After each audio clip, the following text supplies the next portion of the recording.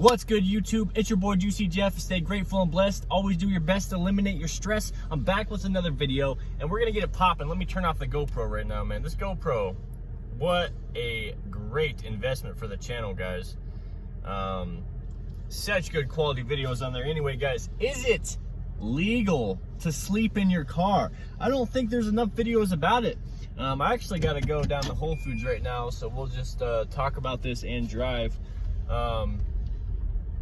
So let's get right into it, guys. I've been car camping / living in a car for the last over 2 years now, and I've had a couple run-ins with the police in California. So anyway, is it legal to sleep in your car? The short answer is no. It's not legal to sleep in your car, but it depends on the state. So in California, I was in California for like around a year, and I had a couple times I was parked right on the street, guys, public parking on the side of the road, you know, a spot on the road. And somebody called the cops on me because I was like, you know, 200 feet from their house. And I was there, I guess, a couple of nights in a row. The cops came up to me and they said, hey, well, in California, it's actually illegal to sleep in your car. And so I'm gonna have to ask you, you know, to leave. But the officer wasn't even that persistent about me leaving. So I basically stayed the whole entire night there still, and then woke up in the morning the next day and left. So really, guys, you got to be in an area where you can get away with it. And that's where the whole thing about stealth car camping and stealth camping, you know, came around. That came around because people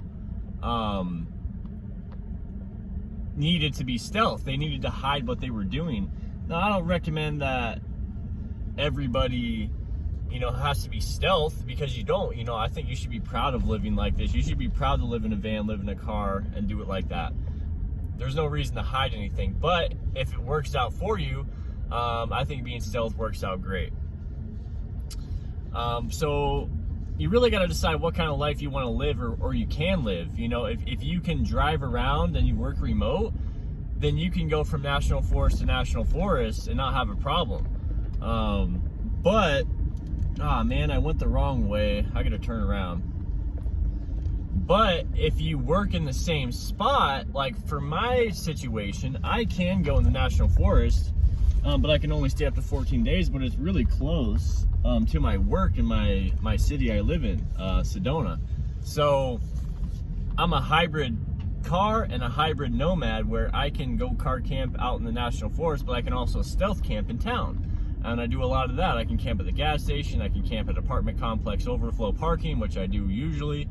And I just pull up my curtains and I sleep. And worst case scenario, guys, if a cop gets called on me or something, they'll just tell me to leave or go somewhere else. Because if you think about it, when you live like this, you are technically homeless. Like, you don't have a house to go to. So what can the cops really do? They're just going to tell you to leave. It's really, in that technical aspect, it's no different than having a tent and a backpack and just posting your tent up somewhere.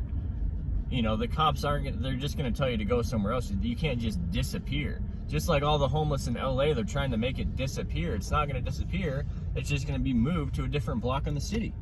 But this is totally different, guys. Anyone that's living in a car, you know, especially if you're doing it right and you have a job and you're being a productive member of society, you should have no problem living in a car. And it's technically not legal in some states. In other states it is. I think here in Arizona it is fine. But like I said, guys, they just make these rules and these city ordinances to make the residents happy. You know, but the reality is everyone out here is car camping, everyone's living in a van, and everyone's parking on the side of the road. It's just the way it is. And it's just gonna keep growing, man, because I think it's an awesome lifestyle, and I think everyone should live in a vehicle. Like, I guess maybe if you're older, then it might not work out for you, but there's really not that many negatives to it. Sure, you might have to go find a restroom like I'm doing right now, but what am I gonna do? Drive 3 minutes to the restroom? I mean, it's not that crazy, guys.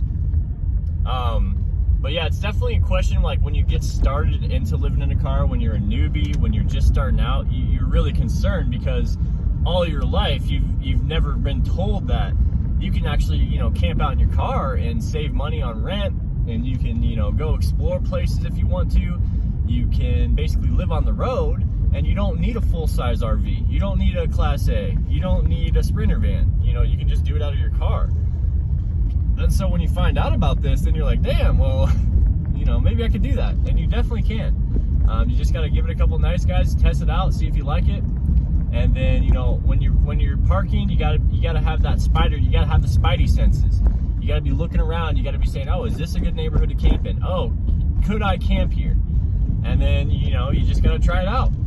And, you know, that's the game, guys. It's not definitely not permanent. You know what I mean? It's not something that's like, you know, you might have to park somewhere else the next night. You know, your spot might be taken. You know, that's sometimes an option. But overall, guys, like anything in life, you know, you'll get better at it the more you do it, and that's just the way it is with this. And at this point, guys, I love it, and I'm so used to this, doing it 2 years now, that I just, you know, I see myself doing it for another 5 years. Like, I love this. I just want to upgrade my vehicle situation, from the Prius to a van, from the van to a Sprinter van, you know, and do something like that. That's kind of like what I'm doing here. So yeah, so a lot of places will say no overnight parking, but you got to be careful. Some Walmarts, they say, oh, Walmart's a good spot to car camp, and it 100% is, if it's one of the Walmarts that allows overnight camping. You got to be careful with that. Some Walmarts don't. So yeah, I'll give you guys a couple good examples. 24-hour gas stations, hotels. Sometimes it says, you know, if you're not a hotel guest, then you can't park here. But you can get away with it for a night, especially if you're traveling. Apartment complexes. Lots of apartment complexes, they have overflow parking that's like on the side of the road. Great places to park as a nomad, as a stealth camper. Supermarkets. The guy Jake McCollum, if you guys haven't followed him on YouTube, he's a great YouTuber, and he just parks right in the grocery store parking lots overnight. He just pulls up, parks there overnight, easy. That's another good option. Grocery stores.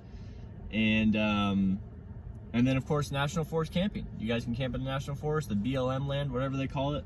That's also a good option.